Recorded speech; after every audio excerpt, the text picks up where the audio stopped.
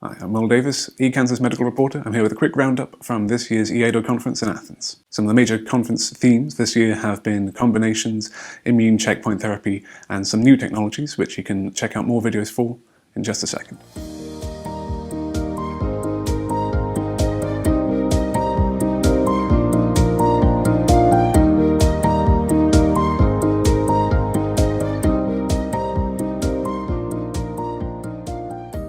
Now, checkpoint immunotherapy has been working fantastically with other targeted therapies and complementary to chemotherapy and lots of indications as well.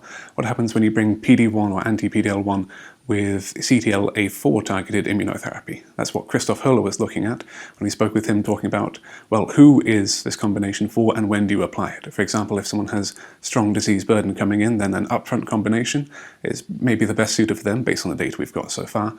Or if someone has low disease burden, low LDH, and a lot of tumor infiltration from the immune system, then maybe ease in with a PD-1 monotherapy and a combination later.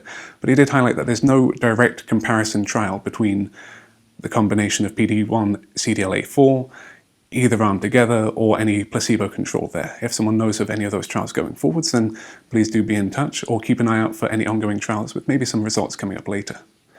Whereas finding out who responds best to either of those, or a combination of the two, was the focus of Christian Blank, who spoke with us looking at who is best suited to these.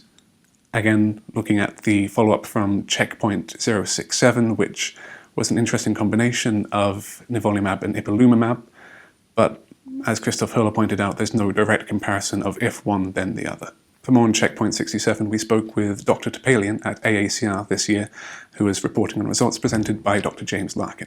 Dr. Klaus Garber was talking about combination targeted therapies as well, where survival has gone from 5% not so long ago to 20 to 40% now, looking at triplet targeted therapy, BRAF, MEK, and PD-1 inhibition, maybe even up to a quad combination in the near future, just as he describes, cornering in all aspects of the tumor in its first instance and wiping out everything frontline, with hopefully no excessive toxicity, no disease burden going forwards, and no need for any further treatment in relapse scenarios. And you can hardly talk about melanoma without talking about TVEC as well.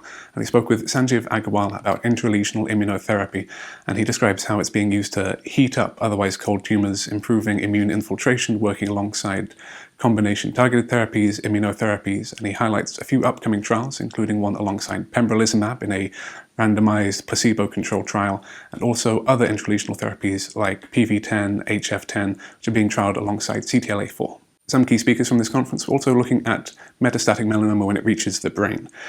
Jean-Jacques Robb was pointing out the successes that have been had with using gamma knife radiotherapy as an immediate response, followed by some targeted therapy or systemic therapy later down the line, and the incredible successes they've had with overall survival there. Brain metastasis also discussed by Peter Moore, pointing out that when it comes to brain metastasis, then even the chemotherapy that has been used so far, there's really no indication of any overall survival benefit, and that if there isn't any chance for targeted therapy, then salvage therapy, as much as can be done to preserve quality of life, but really there's no real use for it going forwards. That targeted therapies are the only thing that's proving effective. And when it comes to low-income countries, places that don't have access to targeted therapies, then again, if there can't be anything done to cure them, then there's no point going forward with chemotherapy. That will do nothing to cure the disease that they've got.